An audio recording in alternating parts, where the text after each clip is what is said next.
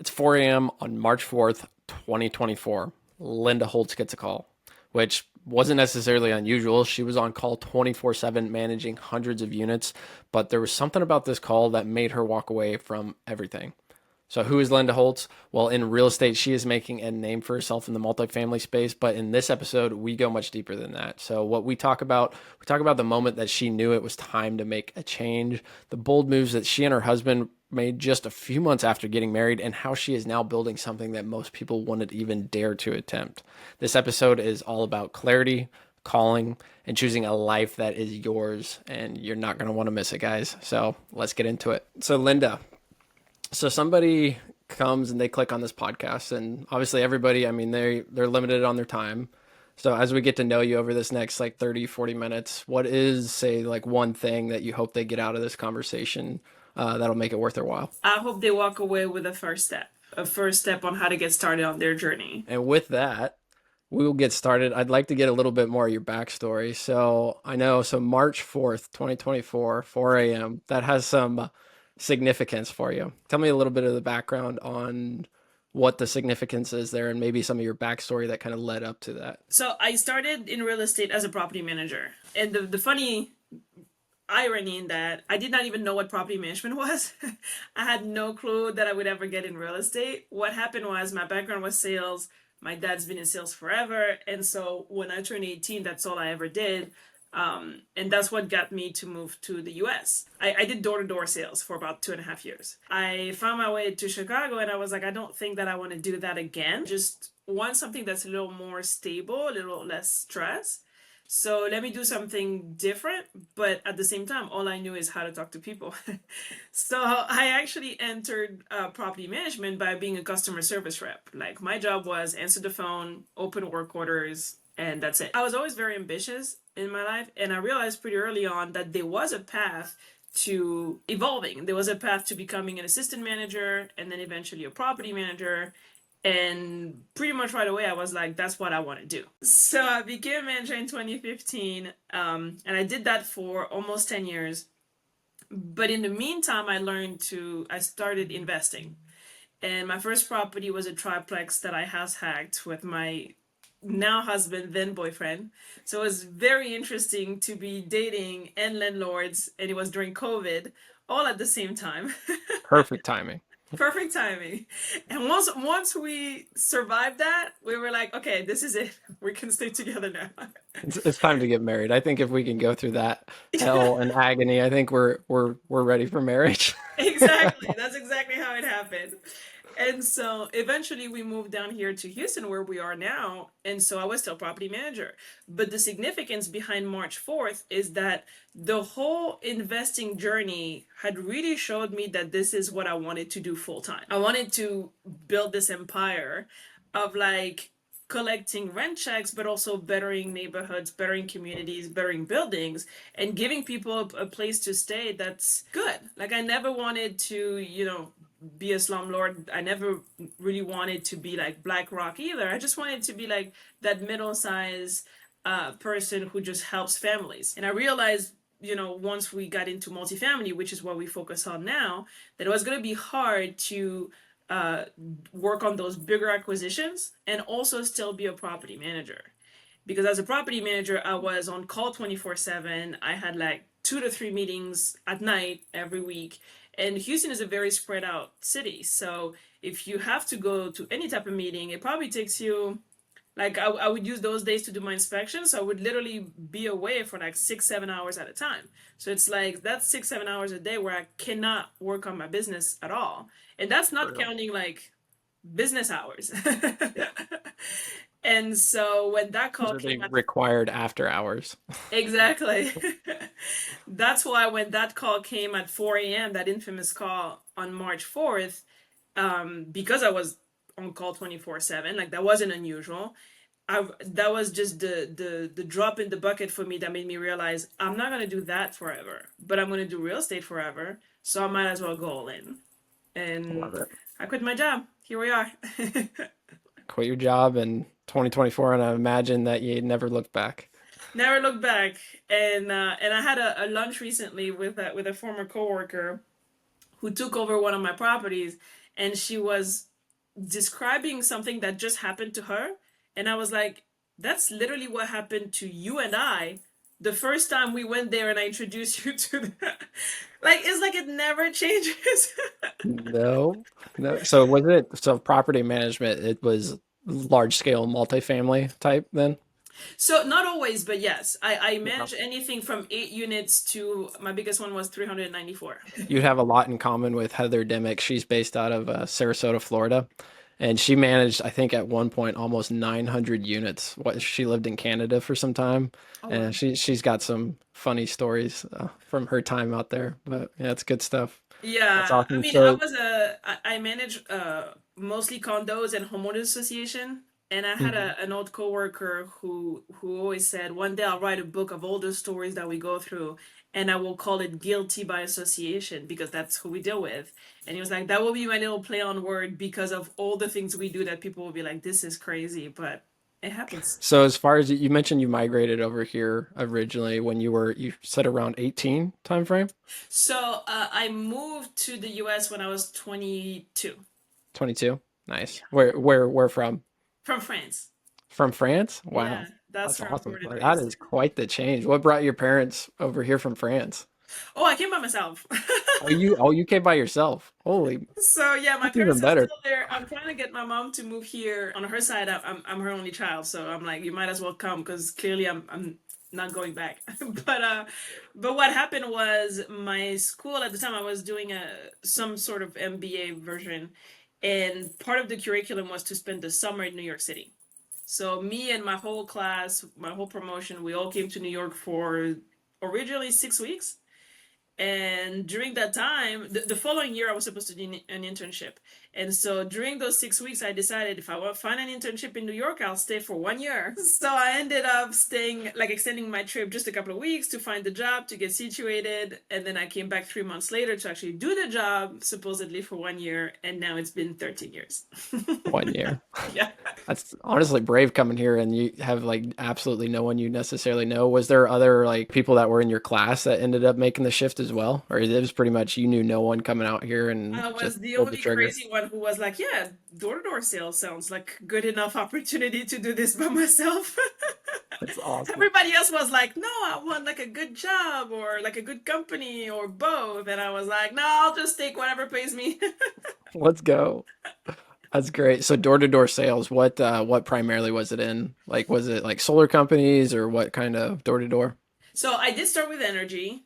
Back when they used to send us to people's doors and say, hey, you know that energy is now deregulated, so you can actually shop around for your electric, and I can probably like save you some money. And so that was my first one, and then eventually I got to work for a couple of telecom companies like Verizon, Comcast, and then charities, mostly charities for All children. right.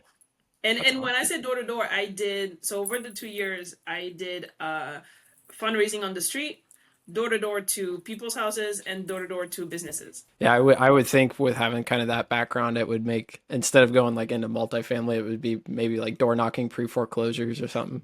I know, right?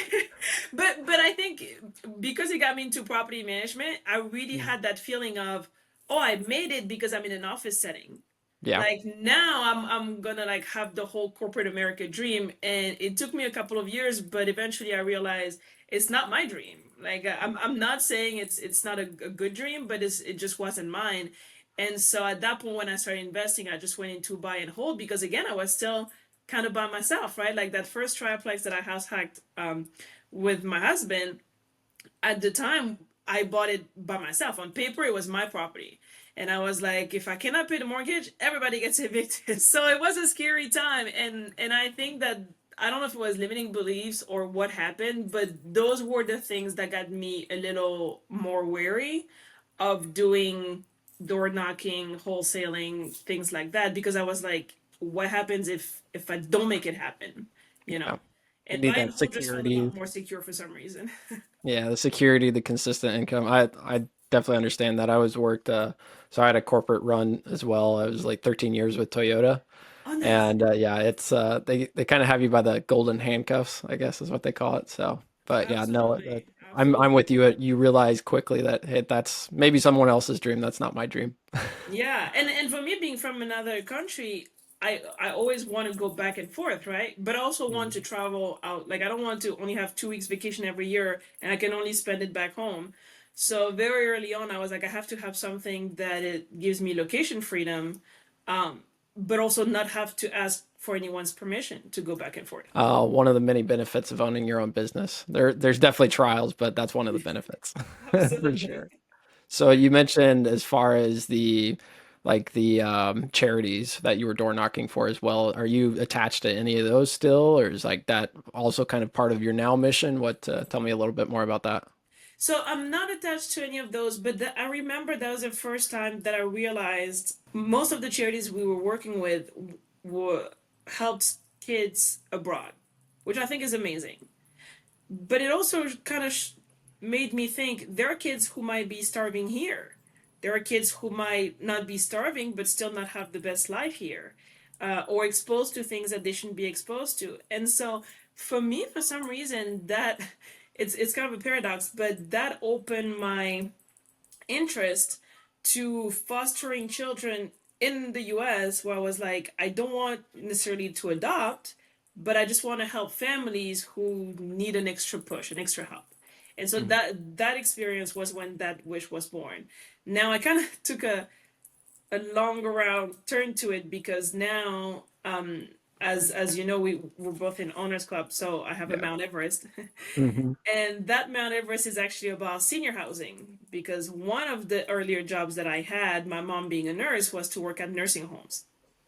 And I kind of saw how, you know, certain facilities operate, and I didn't always agree with everything that I saw or heard. So now my Mount Everest is about combining the two and finding a way to have multi-generational elder care facilities. My grandma on my mom's side, she's actually in a retirement home right now, and it's like sometimes you wonder the treatment's iffy at best, in my opinion. But yeah, Exactly. definitely understand where you're coming from there.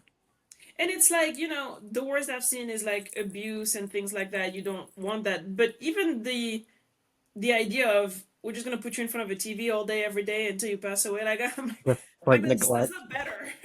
We're just gonna put you over here on the shelf and let you collect dust. It's kind of unfair to them. Yeah. Absolutely, absolutely. My actual goal is to open the first facility where it's almost like a live-in mentorship, where we Hmm. have kids aging out of foster care. They have no place to go. We have younger adults who are going through either nursing school or medical school, and they're looking for a more affordable place to live. And then on the other side, we have the elders, and everybody kind of takes care of each other and the property together. Oh, That's I my love that. vision. I love that because that's they can almost. I mean, they've likely had a lot of life experiences, so they can maybe mentor them to a certain extent, and then they've got a better cost of living, and then a kind of a temporary job, and kind of get them Hmm. integrated into society at a young age. That's cool. I like that. Once you got out of the property management company, you're right now you are in multifamily. That's kind of your primary asset class. Yes, Yeah, correct. yeah. At the end of the day, it's all commercial. But are you trying to do like a mixed use building or what? Like, what's your thoughts on that for kind of how you can tie in your daily active income with your Mount Everest, if that's possible? Yeah, so one thing that I'm interested in that I've seen before is like people who do kind of my vision in malls. So Mm, older generations move into a mall because it's already set up to have like multiple individual rooms, but it's almost like an enclosed community where, especially if it's 2 stories, you can have a bunch of rooms on the second floor, but then a bunch of businesses on the first floor. So like things like that are definitely things that interest me as well. But yeah, so the way to tie the active income to the Mount Everest is that right now I'm kind of looking for the first co-living situation. So either one house or a smaller multifamily that would be aimed at independent living, where it's like it's not a nursing home yet and it's mhm. not multi-generational yet, but it's kind of to dip our toe into that whole, senior housing in general market, which I think is about to boom right now because when you look at the silver tsunami everybody wants to talk about baby boomers selling their businesses because that's very in, right? To buy businesses from retiring baby boomers. I want to do it too, right? Yeah. But nobody's really asking where are they going to go. And so for me, I'm like, you don't have to wait until you have a physical or mental reason to be moved. You can just right now say, hey, I'm still fully in control of my body and mind. I just want to be in a place where I don't live by myself. Yeah. So to me, that's the first step is like by next year, I would like to acquire that first property that's co-living slash multi, like that sweet spot, maybe 10 to 20 rooms or units, whatever that looks like. And yeah, make it targeted at like 55 plus, which is hilarious to me that we still call those that. And I'm like, 55? So that's actually pretty young. My Yeah. parents they're in their 70s now and they're pretty spry. I'm like, we gotta change that. We gotta call it something else. Yeah, exactly. That's great. So are you looking in the Texas like Triangle area then for Yeah. that? Yeah, being in Houston with multifamily in general, we love being between Dallas to San Antonio to Houston. With the whole assisted living strategy, maybe a little bit of Florida. Ideally, we love Texas. So you're in the multifamily space, but what's your next big project right now? I know you've got like the multi or the like Mount Everest stuff, but as far as your current kind of today, what's happening with you in your world? Yeah, so right now we're working on three deals, three projects. That's one of the ones that I was working on earlier today before we met. Um, One is a little bit on the smaller side, so I'm not going to talk about it publicly. But the other two, one is an RV park, RV resort, actually, with like the whole Awesome. amenities and all that on the Outer Banks of North Carolina. Very cool. And the second one is in Texas, and that's pure multifamily, like 200 unit property. Now, do you have good connections in the Carolinas for that as far as like the property management side of things? Yeah, so that one is kind of a crazy story how it came to us, but it's this gentleman who I knew focuses still does actually, but I knew focused on only RVs with his own team, and I knew him. He and I kept running into each other on the internet, I guess, like virtually. It's That's very hilarious. weird to me. I've done a lot of networking since we entered this space, but a lot of it is on Zoom, so you end up knowing these people for months, sometimes years, and you've never seen them in person. You meet them like once at Squad Up every Yeah, year. I knew of what he was doing, and then somebody else approached me and said, "Hey, this is kind of the type of property that I'm looking for." And I found myself in this bird dog situation of connecting the two. And when the investor kind of fell off, at that point I was already involved, and I was like, "I love this deal, so if you don't mind, I'll stay on." And so these guys, that's all they do. Like all they work on is RVs. Um, that one is going to be a little different for them too because it's new construction, but still they that's their bread and butter. Oh, so it's a plot of land right now and it's got kind of the plans and everything in place. Exactly. Yep. That's very cool. That's exciting. Start it from brand new. That's really nice.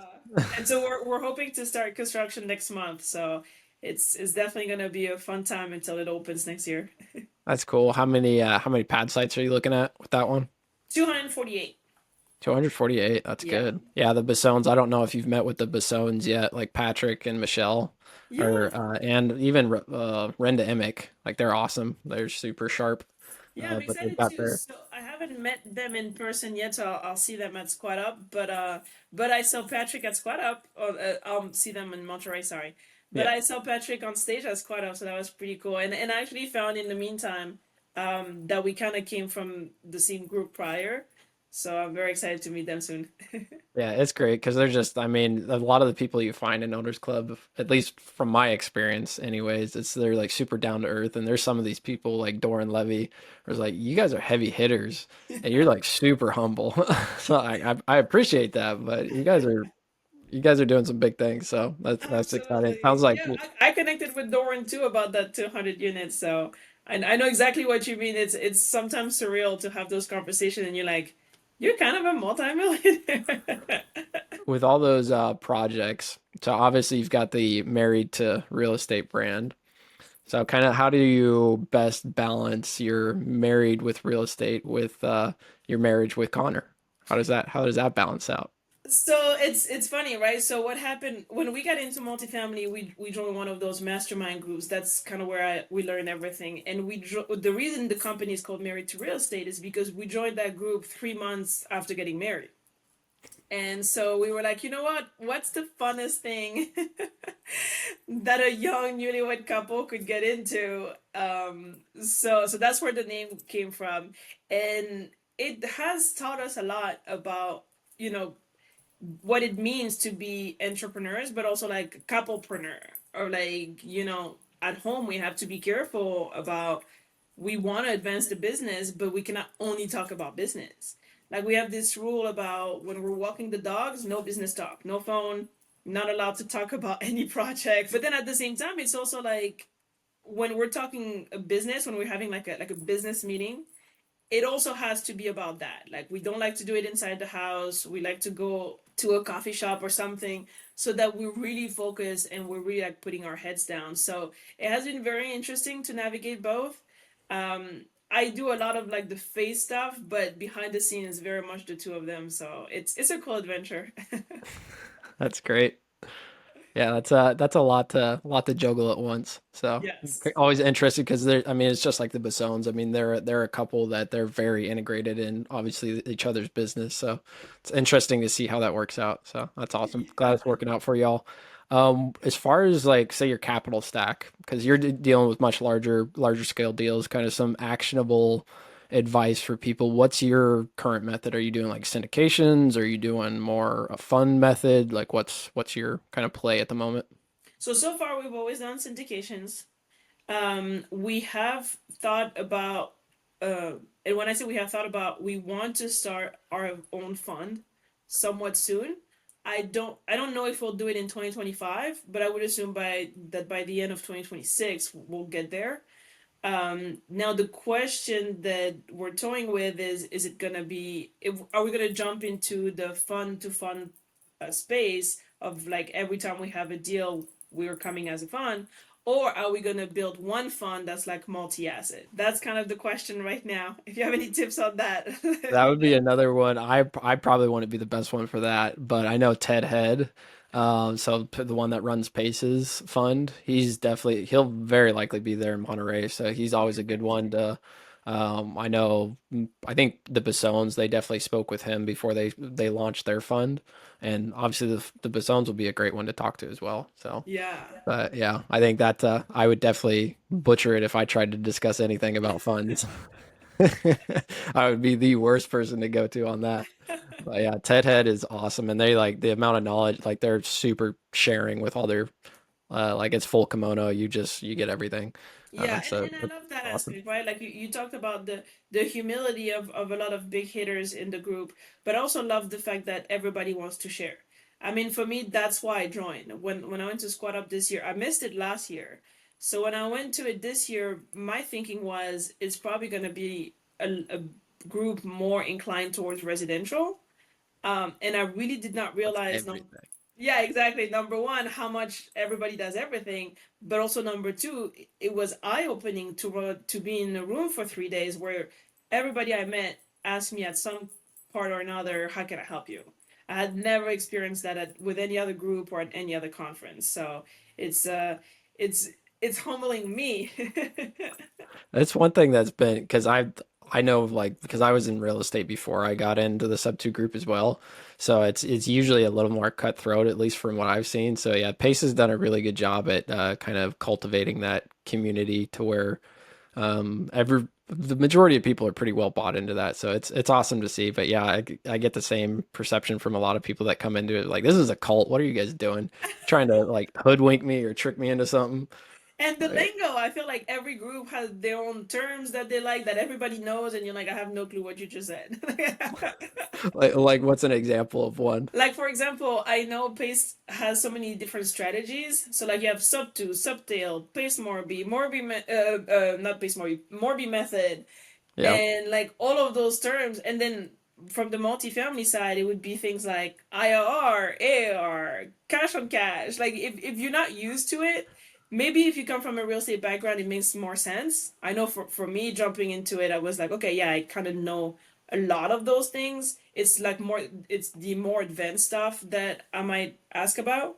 But having now being on the side of talking to investors all the time, I realize those are not normal terms that everybody knows. I mean, we're always talking about capital projects and work orders and vendors. And like one time I was talking to a client of mine and I said, yeah, because I have this vendor coming to my house. And he was like, Linda, you're too much of a property manager. Like, you're not supposed to say a vendor's coming to your house. If you completely lost all your connections, what would be your first step in real estate? What would your advice be for someone like just starting next 30 days? So one thing that I always tell like people who are getting into it as investors is ask yourself first how much you want to do. Like what interests you, number one. How much time do you want to spend on it? How much money do you want to spend on it? What's your long-term goal with it? I always tell people don't invest in something that's going to keep you up at night. Don't invest in something that's going to be boring to learn. Like, for example, I know a lot of people who invest in crypto, but for me, I don't self-educate, therefore I don't invest. Why don't I self-educate? Because it doesn't interest me. Like, that simple. Like real estate, I love it. I could spend all day in properties that should probably be gut rehab. So it's not everybody's jam, but it's my thing, right? Um, like I know within real estate, there's so many different things that you could do. Like some people like to buy notes, for example. So they probably know a lot about that. I know like a little bit of it, but also know like that's not the part that interests me. What interests me is like actually interacting with renters and improving neighborhoods and all that kind of stuff. So those are the questions that I would start with. And then if you really want to go deep, like ask yourself what are some of the limiting beliefs that you have about what you're trying to do. Because again, for me, I went into buy and hold thinking, oh, it's safer. And now it's been, I started investing in 2020, like, so I probably started self educating in 2019. It's been 6 years, and I feel like mentally I'm a totally different person. And if I had to go back, would I really choose buy and hold, or would I go into fix and flipping or building, a network faster to of buyers and sellers for wholesaling, or do something completely different? Even multifamily, maybe I would do that faster and go in totally different asset class. Like maybe I would do mobile home parks. That's really the first thing is ask yourself, who are you? Like as an investor, do you want to be passive? Do you want to be active? Like, are you going to keep your job? Because if you're going to keep your job, how many hours can you really spend on all of that? To me, that's the first step is really pause and reflect with yourself what you're trying to achieve here, why, what you like about it, what you don't like about it. Once you have that, that's where the self-education starts. Like I wouldn't do anything that I don't understand. And again, that's why it's important to like it because it's probably going to be a lot of education. It's probably going to be countless podcasts, so many books. So I'm always to this day like, continuing to learn and learning new strategies. We were just talking about, the lingo of the sub 2 community. Like all of those things are always things that you're going to be learning. Every new project is probably going to teach you something new, and that's okay. Like, that's worth it. Find out who you are as an investor. Number two, self educate. And number three, take action. Like, once you know all that, if you do nothing with it, you're not going to go anywhere. So, once you know who you 100%. are, what you want to do, and then you've learned about what you want to do, go do it. Yeah.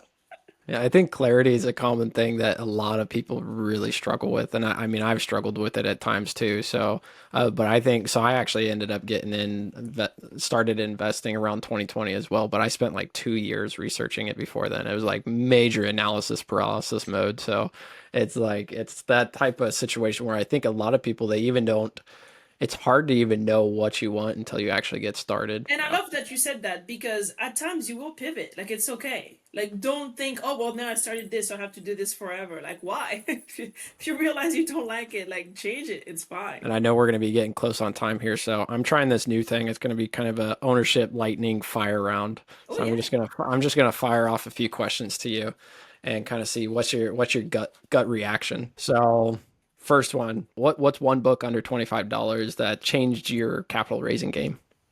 Ooh, capital raising game. Hunter Thompson's book. You said Hunter Thomas's. Yeah, Hunter Thompson, Raising Capital Real Estate. Yeah. What is the most underrated daily habit that you have? Ooh, journaling. I have my Journaling. journal here. Yeah. I like journaling big time. Yeah. That's awesome. People don't realize how helpful that is. Biggest recent failure and what was the lesson you took from it? I don't know if it's a failure, but recently I've done a lot of like introspective work on really understanding like why do I do certain things that feel a little bit like self-sabotage. Like, once you start scaling Yeah. a business, there's always that comfort zone that like you have to be out of it, and it's easy to get out of it to the like, let's say 90%.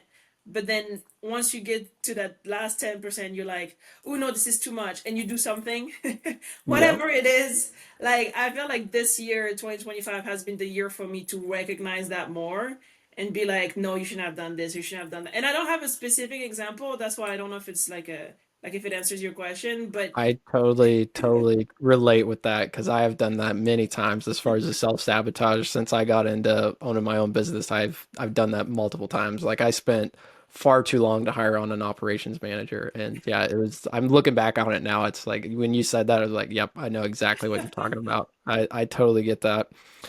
Favorite tech tool under $100 a month that you utilize regularly? ChatGPT. I am right there with you. Yeah, And ChatGPT, and then then probably also Sales Navigator. I spend a lot of time building my brand on LinkedIn. Sales So shout Navigator. out to Sales Navigator for that. I actually haven't heard of that one. It's awesome. And then final one, rent or own. What's your take? For me, own. Same. If I could own I'm everything. same camp. I know you got like Grant Cardone's of the world where like you need to rent, you need to rent. I was like I have a hard time with that. Yeah. It's just me. I mean, there's nothing wrong either way, but I would much rather own. So Yeah, same. Now, if you ask me, pay off your mortgage or invest, I'm still struggling with being on a clear side of that fence. But rent or own, I'd rather own. oh, Always. I'm very much invest. I Yeah, like, well, give me the that's leverage. Give me the leverage. I thought I was paying it off for a long time, and that's why now I'm like, no, I think I'd rather invest. So it's Yeah. a little bit of a struggle. Did you ever get into that whole like choose FI or fire movement stuff? Yes. Yeah, That was that another book that was very good. House Fire oh by yeah. Alan Corey. Yeah, Yep. that was a Yeah, good. because I didn't grow up in a family that was like really financially literate at all. So when I was in the corporate career, I mean, my wife and I, we were making decent money, but we're like, we are still living paycheck to paycheck. What's going on? So we caught on to that fire stuff, and yeah, no, they've got a lot of good concepts, but I'm not. I wouldn't say I'm in that camp because I don't necessarily feel like retiring anytime soon. But Yeah, exactly. I but they've feel got some almost like really good concepts. I feel like I'm almost retired already. I'm like, what I do now, I can do forever. Like, I'm fine Yeah, with you enjoy what you're doing. Well, awesome. This has been such a great conversation. I really appreciate you taking your time. What is the best way for people to get a hold of you and kind of what's something that they can bring you of value to help you out? Yeah, so Linda Holtz, like I said, I spent a lot of time on LinkedIn. So definitely find me there. Our website is marriedtorealestate.com. So it's married number two realestate.com. All of our contact information is on there. My husband's, mine, email, phone number. We also doing a webinar series for anybody's out that's out there. All the information is on my LinkedIn and stuff, so I'm not gonna talk about it too much. But our whole goal is educational. So if anybody's interested in that, basically the website, we're on Facebook, we're on Instagram. The handle is M2RETX, and I look forward to hearing from everyone in terms of like what we need. I guess we're always looking for people who want to invest. Well, guys, if you are looking for any insights on the multifamily space, it sounds like Linda is a phenomenal resource for that. If you're looking for capital raising, if she's done capital raising for that large of a scale, I think she'd probably very most likely be a good one to reach out for that as well. So definitely take advantage, but make sure you're bringing value when you're talking to these people. You don't want to go in with no value to bring because I guarantee you that conversation is probably not going to go that well. So Yeah. with And I that, will say one of the philosophy that I live by is just help one person. Like yeah. you don't have to help the person who helped you, but if we all could just help one person at a time, I just think the world will be a better place. So if you reach out to me, I'll find a way to bring value to you too, because that's just what I believe in. I love it. That's awesome. Well, thank you so much for your time, Linda. This was awesome.